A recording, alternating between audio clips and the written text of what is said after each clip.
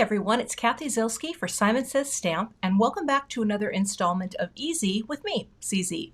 Today we're going to ink blend on some die cuts to create a little depth and visual dimension and keep it very simple for our floral bloom card. Let's get into the project. Here are a few of the products I'm going to be using today, and I went ahead and did some die cutting to get started because we're going to take a single color of cardstock. We're going to use some different ink blending brushes and some different shades of purple to create a beautiful bloom for our card project today. But I am going to start out by first creating a panel using one of my A2 masks. This is one of my favorite ways to build a card design. So let me get set up for some quick ink blending to create a grounding area for my bloom. I'm going to start out with my blending today, and I'm going to take my little protector off of my stamp and stencil mat. And I wanted to show you, I always put a little piece of the Tim Holtz grip mat underneath. Just holds this nicely if you work on a slick surface like I do. Just pull that down a little. I'm going to take my cardstock, and this panel is just trimmed to 4 1/4 by 5 1/2.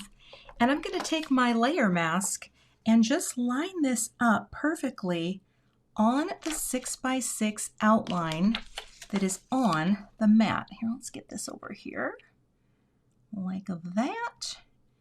Drop it down, and now I know when I add my color, I'm going to be perfectly centered on this panel, and this mat also will hold my stencil in place while I ink blend. So let's start with some ink blending. I'm going to start with my lightest color and move to my darkest color.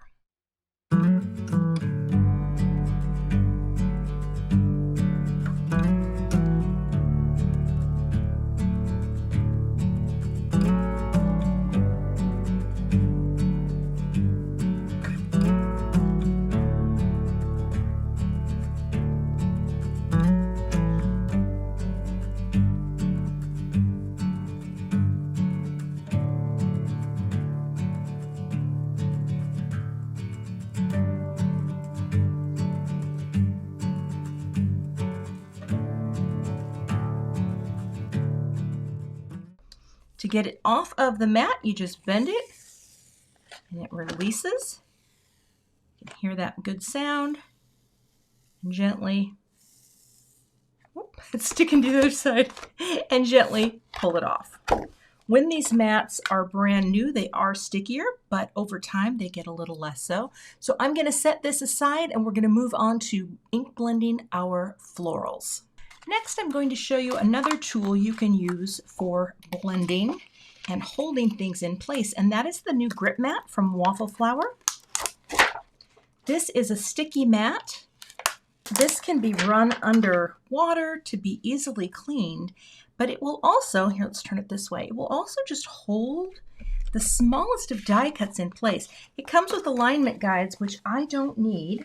I am going to be creating blooms that take the lightest colors. I'm going to cut these off. In fact, I'll just do it right now to show you what I'm doing.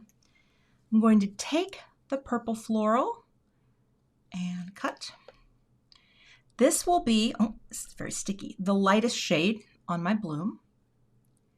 And see, it doesn't matter if you don't have all the cardstock in the world, because, I think I trimmed that a little tight, but that's okay, because we're going to darken and change the color of the other blooms. So we're going to take the 2 leaves of the, or petals, I guess. We're going to take the 2 petals that are that one, and we're going to take these petals down here, and we are going to change the colors.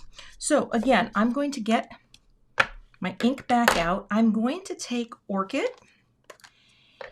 the mid-tone here, and I'm going to take a smaller blending brush. I'm going to tap a little off. Let's try to get that out of the way. And I'm just going to blend up on these to create a different tone. Darker at the base and lighter going up.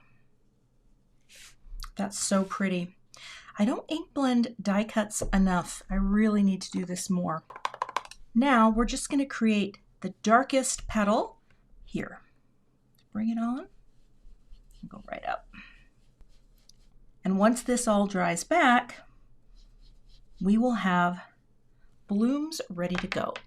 And now I'll just take this to my sink, run it under cool water, and put the acetates back on for the next use. I'm going to go ahead and trim this panel down to add some foam tape so that we can start building the card. I'm going to go ahead and use my Score Buddy to score a white note card. So this will be scored at 5.5 inches. And the cardstock is 4¼ inches this way by 11 inches.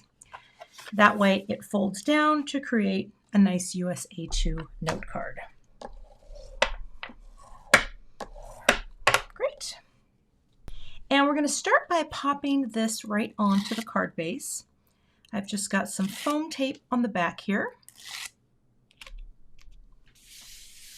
All right, so now we have a nice little margin of space. Now we just have to arrange our floral. Now I still haven't figured out my greeting, but honestly I'm not too worried about it because I think I'm going to use a sentiment strip. But one of the things I love about creating this grounding box is how the whole floral can bust out of it, and I think that is just so cute. And I'm just planning to glue on top of this green base. I don't think the green's going to show through, so let's go ahead and add this with some liquid glue. And we're just going to position this so that little parts are busting out of that box. Oh, I love that. Just like that. Okay. Place that down. And now we'll just add the rest of the flowers and we'll build them up.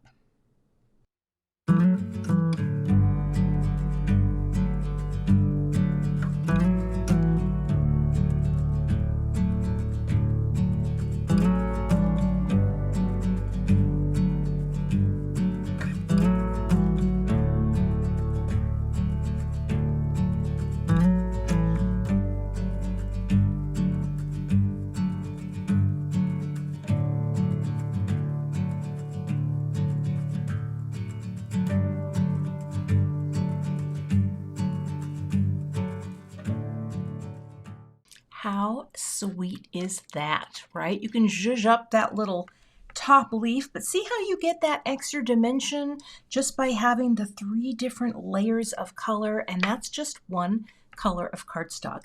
Let me find a sentiment strip that would work with this to finish out the card. I went ahead and cut down this sentiment, "You Are So Kind," and this comes from my CZ Design Reverse Foundations Sentiment Strip Pack. I keep all my extras in one of these Simon clear pockets. They're great for keeping all the sentiment strips that you cut apart in one place. And I used my sentiment label dies to cut this out. What I like to do is take a dark marker. This is my Copic T10, and I like to go over the sides of the sentiment strips because they are printed on white cardstock. And this gives the edge a very finished look and makes it look like it is black cardstock with white type. But in fact, the term reverse actually is a design term for the absence of color, which you get from the white cardstock underneath. I'll put a little foam strip on the back of this so we can finish out the design. I'm going to add my little greeting. Okay. And let me get my tweezers. I'm going to offset this slightly, and I'm going to put on just a strip of my liquid glue, which helps to, just have this kind of wiggle before it sticks too hard. And I just want this to be right here. And I'm going to bring in my Simon T-square, butt that up right against the edge of the card, and just make sure I have that perfectly straight. That looks great.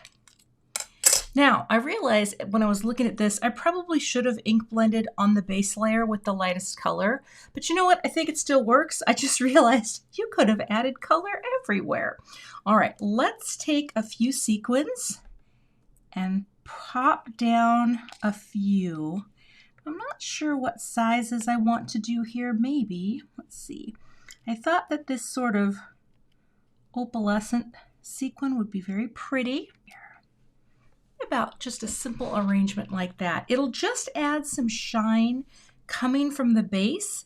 So let's go ahead and glue these down to finish the card. I'm using liquid glue. Boop. Boop. Wait. Boop. And the last one here, like that. And that's the finished card project. Well, let's see here. I am going to scrape a little of that extra glue off of that sequin. Hold on here. Ooh, look at that. Pick it right up with my Simon Place and Pierce wand. And the rest of that will dry clear. I love how this turned out with the simple grounding ink blended wash of monochromatic color and the monochromatic flower as well. So don't worry if you don't have all the fancy matching cardstocks. Use the inks that you have on hand to build out more tonal variety for the cardstock you plan to use. Thanks so much for watching today. We'd love to have you subscribe to the Simon Says Stamp YouTube channel and be sure to hit the bell so that you don't miss our next video. I'll see you back here with another Easy with CZ next month.